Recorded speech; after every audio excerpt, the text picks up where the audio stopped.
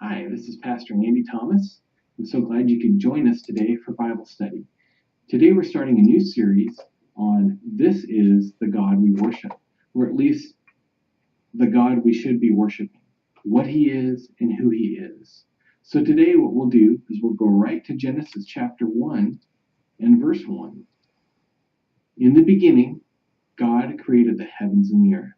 So in the beginning, God created the heavens and the earth. God doesn't debate about his existence in the Bible. The Bible doesn't try to prove that he exists. The Bible just presents God's reality. And the word for God is Elohim. So we're going to focus on what God is in this session. We're going to look at the God who is presented in Genesis 1, and we're going to look at how or what he is. So Elohim is a plural form. It's Hebrew. And the Old Testament is written mostly in Hebrew. It's a Hebrew word that's in its plural form. The singular form for God is El or Eloha. And Elohim describes what God is in plural form. Elohim describes what God is. Now I'm going to emphasize what, not who he is, but what God is. What God is as creator. God is the creator. God is Almighty God. He's everlasting. He's outside of time. He's divine. He's uncreated. He has no beginning and no end. He is Elohim. He is El. He is Eloah. God is revealing himself to us of what he is. Now, let's bring that to where we live. We live as humans. So we recognize Andy. He is human. And that's my name, Andy. But what I am is human. So what Andy is human. And human describes everything you would need to know about what I am. The what of what I am. In the same way, our dog is a dog. And Blue is her name. But what Blue is, she's a dog. But it does not describe who she is.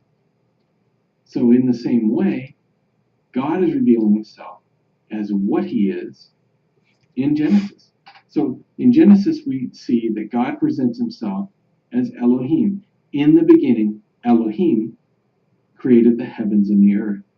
But we know throughout the Old and New Testament, there is only one true and living God and a plural amount of gods, or a plural family of gods, gods and goddesses. We know there's only one true and living God. But yet God uses a word to present himself, the what of who he is, the what of what he is, as Elohim, plural form. And this reveals a mystery about the very nature of God right in the very first chapter of Genesis. God is presenting himself in some sort of plurality form, and yet we know there's only one true and living God. Elohim is plural. The word is plural. So why is God doing this? And here's even a deeper mystery. Elohim, which is plural, is tied grammatically in the sentences with singular personal pronouns, such as he and his. So that would be like saying about me, Andy, he is humans. Not just Andy, he is human, but Andy, he is humans, using a plural form of humans to describe what I am, the being, the essence of who I am as being, describing Andy, he is humans. Do you see what I mean here? So let's go to Genesis chapter 1, verses 26 through 30, to look at this mystery a little deeper. Then God said, let us, that's plural, let us make man in our image, according to our likeness. Let them have dominion over the fish of the sea, over the birds of the air, over the cattle, over all the earth, and over every creeping thing that creeps on the earth. So God created man in his own image, singular, his own image. In the image of God, He created him, male and female, he created them. Then God blessed them, and God said to them, be fruitful and multiply, and fill the earth and subdue it, and have dominion over the fish of the sea, and over the birds of the air, over every living thing that moves on the earth.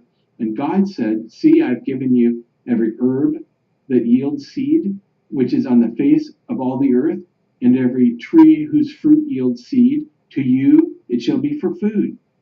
Also to every beast of the earth, to every bird of the air, and to every thing that creeps on the earth, in which there is life, I have given every green herb for food. And it was so. So God said, let us make man in our image, according to our likeness.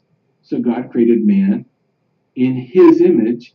In the image of God, he created him, male and female. He created them. We have us, our, his, and he. So God is revealing himself, the what of himself, as plurality in unity. Us, our, he, his. And God then also has a conversation with Adam and Eve, thus proving that God is knowable and personal. He is not some magical force out there that created everything, or some impersonal, unknowable force out there that somehow put everything together and created. God is knowable. God is plurality in unity. He has an us, our, he, and his. There's something personal about him. There's something knowable about him in that he can have conversation with his creation. So how does anyone describe or explain God? How can you define God? And the reason I say this is that when you go through Genesis chapter 1, you don't find anywhere in there where Genesis wants to scientifically describe God, or to define some concept of personhood or person, or to the concept of being. I mean, can you describe or try to explain to someone else what person means or what being means? These are concepts that are powerful, and we deal with them, but how do you define them? Let me give you an example. We have neighbors, we have family, all of us. We have friends, family. Do we go around trying to have a relationship with them by defining and conceptualizing them and trying to see if they fit? No, we just accept who they are. We accept what they are, and we have a relationship with them. Even little babies, they recognize other little babies. I'm amazed. How do they recognize other little babies? How do we recognize humans, other humans? We just accept one another. And I think what God is saying here, and I know what God is saying, is that he is revealing the what of what he is. And basically, God is saying, here I am, accept me as I am. We are to, and he wants us to accept the what of what he is. God, that's just the way God is. And then we find something deeper about our connection with God, in that we reflect, all humans have a reflection of the what and the who of God, and that is reflected in the image of God. All humans have the image of God, and we reflect that mystery of the plurality and unity, in that there are humans, but we're human race. And marriage, we see that reflection of the husband and wife coming together and becoming one. We see this mystery of plurality and unity, of being, of relationship, of knowing and being known. We see all that in Genesis chapter 1. God revealing the what of what he is. His unity, that's oneness, in plurality. Plurality and unity. Unity in plurality. He is the uncreated creator. He is the everlasting divine being. Outside of time and space, he's the creator. And yet he's personal and knowable. When he says us and our, he and his, there's something about contact with knowing him. So what I wanted to present this week is the what of God. And that's how he is presented. That's how he's presenting himself. We are presented with God, the what of God. Next time, what we want to look at is the who of God. Not only what he is, but who he is. It's kind of like if I came to a conference and I had a name tag, and the name tag said human, and we all had name tags that say human. How can you get to know us? But if my name tag said Andy, you have a point of contact from which to relate to me and get to know me. So next time when we get together, we're going to look at the divine personal name of God, his covenant name forever, Yahweh God. Yahweh is his covenant name. So